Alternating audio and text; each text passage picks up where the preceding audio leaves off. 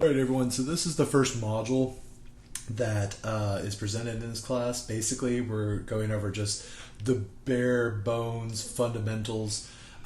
This is not a time to slack. This is a time to really dig in.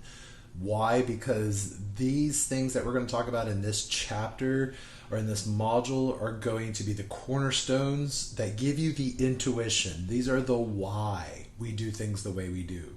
These are also very important concepts to understand in terms of what are the organizations that influence financial accounting. So make sure that it's hard, this difficult material. However, there are certain fundamental things that will come up again and again as we go through the course. Now, at the beginning of every list of objectives, these are just checkpoints to make sure that you got what I want you to get from each of these presentations. This is a great way to go through and review at the end of a week, before an exam, to make sure that you have all of the items that you need to get and obtain from each module. So let's go ahead and pass those through. And let's just talk about what is accounting. Now, accounting is based on 4 basic tasks that involve information. I call accounting accountants information engineers, because what we're doing is first we're identifying any of the information that is going to be put into our system. Now, that might not sound like a lot, but if you consider like the billions of transactions that big companies have, perhaps millions if it's a mid-sized company, perhaps thousands if it's a smaller company, we got to figure out which ones we actually want to record, which ones are important. And I'll come back and kind of refer to these tasks as we go through some of the later assumptions, principles, and constraints. The second is that we're classifying this information. What is an asset? What is a liability? How are you going to measure those assets, liabilities? How are you going to measure expenses and revenues? These are all very core things in order to build in the accounting cycle to understand how we're going to communicate or report that information, which is ultimately what we do. We identify, classify, measure, and report information. Now, what type of information? We base the type of information that we want to consider based on our audience, right? A good author knows his audience. A good professor knows their audience. So we want to think about the audience. Now, if we're talking about internal users, right? Internal users are going to require a different information, external users. So who are the internal users versus the external users? Internally, primarily those executives and managers that are inside the company insiders. And they're using information to plan courses of action, to evaluate how certain operations are faring within the company, and how to control those operations on a macro and micro basis within the company. Now, this is typically going to be covered in a managerial course. And within managerial accounting, there are no prescribed processes. Now, there are some standards that suggest an ideal, but that is mostly going to be tailored to what industry we're working in and the company within that industry itself. Now, on the other hand, we got external users. Now, these are outsiders. They don't work at the company. They don't work for the company. Primarily, we're going to be talking about investors and creditors in the class, but also regulators use this information as well. Investors are folks who will be investing in the equity of a company. These are our shareholders. And the creditors are going to be allowing the company to borrow money. This is going to be through liabilities. That represents their claim on the company's resources. And those are bondholders. So we have 2 parties that we're trying to meet the needs of at the same time. And these 2 parties are not always looking for the same items because their returns are very different. We'll talk more about those later. But understand that a company, in giving a financial report, is seeking investors and creditors in their business. That is why they have to go through the process of providing reports that are in line with US GAAP, right? So these folks need some information to base their investing decisions on, and we're going to enforce standards and practices such that we have an even playing field in the economy when it comes to deciding whether or not money should be invested in a company. information is going to be what we cover in financial accounting courses. So it's all about the external users that we're appealing to. When I think about financial accounting, really I think about it in terms of an intersection between the worlds of finance and accounting. So these two worlds can be distinct in a lot of ways, but right here between the two, we got finance over here, we got accounting over here. Right here we have, of course, what we call financial accounting. And it goes without saying, this is why we call it financial and not another name or just accounting. We're really looking at an intersection between the two worlds of these two disciplines. So if you're a finance major, this is of interest to you. All of this information should be of use to you. How are you going to decide, except just going by an algorithm, where your company that you're working for should invest money? You're going to understand that by consulting the annual reports, by understanding what goes into net income, what is in a balance sheet. Right? Of course, we have formal standards. I referred to those already. Formal standards in this case are US GAAP, and we'll talk about those here in a second. But we have a harmonization of standards, and we make sure that all companies follow those standards when we are talking about financial reporting. Okay. Accounting serves the public interest as an economic good. So this is a publicly available item. Financial accounting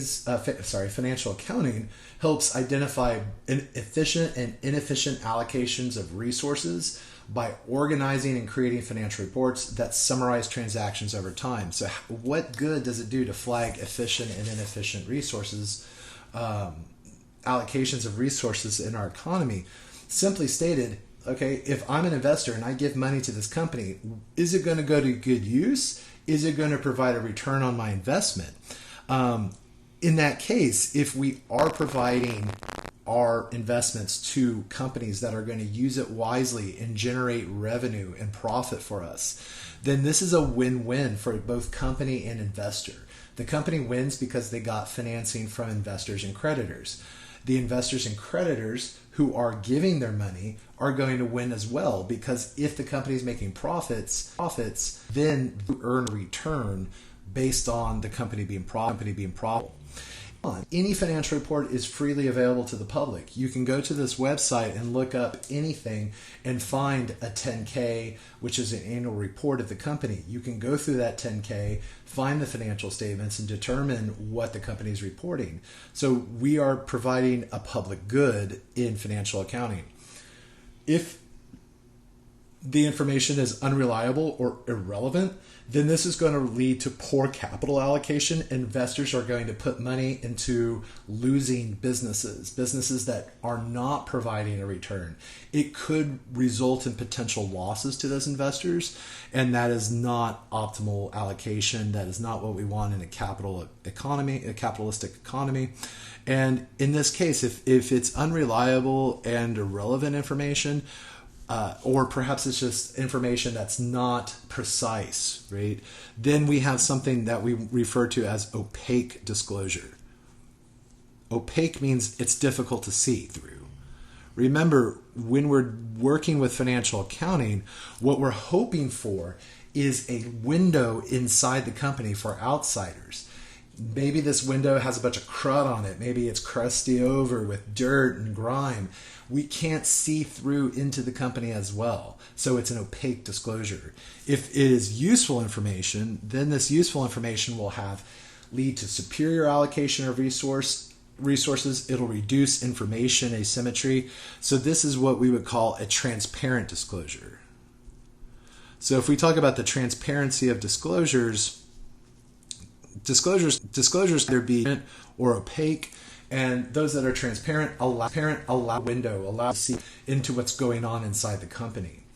Information asymmetry, I make a small reference to that just so you know. This is more a finance term than it is accounting, but information asymmetry refers to an imbalance of information that exists between the insiders of the company, the executives and the managers, and outside investors.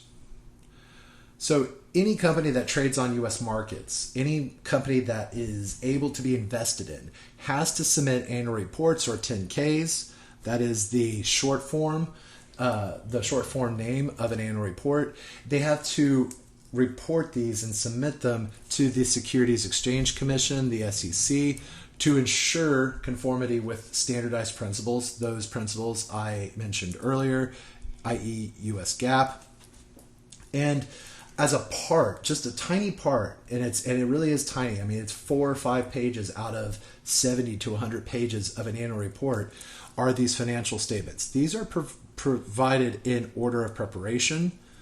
This is how we prepare the financial statements. We have to know what a company's net income is in order to determine its changes in stockholders' equity, so that we can determine equity that's reported on the balance sheet. And then we typically use the balance sheet and the income statement to create the statement of cash flows. And so I just provide a small chart here that tracks through. We take business transactions, we identify, we classify, we measure, and then we report. This creates the annual report that is used by companies and submitted by those companies to the SEC. And then external users are able to use the annual reports in order to determine whether they want to invest in that company. Now, after the Sarbanes-Oxley Act of 2002, CEOs and CFOs of publicly traded companies must also sign and certify that these reports are in compliance with US GAAP. This occurred after Enron's executives sort of ignorance around the accounting system in courts of law, and the congressman that came up with the Sarbanes-Oxley Act decided that should not happen again, that they have to take ownership stake behind those reports and put their names behind them and legally bind themselves to the accuracy of those reports. So what is GAAP? We talked a little bit about GAAP. Remember, this is the harmonization. This is an organized set of rules to collect, classify, measure, and report financial information. So prior to 1929, we didn't have any of this going on. Companies decided to report different components of their financial standing to interested investors. Maybe some companies didn't report depreciation expense. Maybe some companies did, but they calculated it in a different way. So there was no harmonization. There was no standardization between reports. But really, what good did that do? It didn't do much good. There was a huge collapse, of course, and as you know from a student of history, and after the market collapse, the U.S. government created the Securities Exchange Commission. It's a regulatory agency, and it was originally charged to craft a consistent set of rules to steady the investor confidence. Now, the SEC didn't end up doing that in the end, but they were originally charged to harmonize the accounting practices between companies and get investors back into the market. So the Securities Exchange Commission, or the SEC, was created in 1934. Since then, they require companies issue stock on U.S. exchanges. Those companies must file audited financial statements. It is a governmental body. It was created by the U.S. Congress, as I said, in an attempt to provide investors with some confidence in the markets that they were going to function well, and they could have some full faith behind the information that was reported by companies that traded on those markets. However, today, remember I said that they were originally charged with crafting the consistent set of rules. Today, SEC largely acts as a regulatory body that enforces accounts with punitive powers for noncompliance.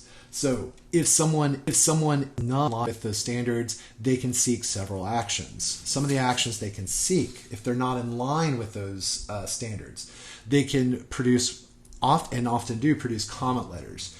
They are informal but documented correspondences between the SEC and companies which seek to rectify any sort of deviations from GAAP. Or maybe the company just needs to provide some additional disclosures. So maybe it's not a deviation from GAAP, but the SEC just feels like it wasn't adequately disclosed in the annual report. Then the SEC will issue a comment letter. If the company fails to rectify these mistakes, then more severe cases can lead to enforcement actions that are civil proceedings in a court of law. So then, of course, shareholders, the SEC can levy, shareholders can sue the company. The SEC can levy fines against the company for these deviations that represent enforcement actions on the part of the SEC. And in rare cases, the SEC may ultimately place a stop order on the trade of a company's stock, which means that there's no more trading, and that would be to protect the interests of investors in case of a large-scale deviation from U.S. GAAP.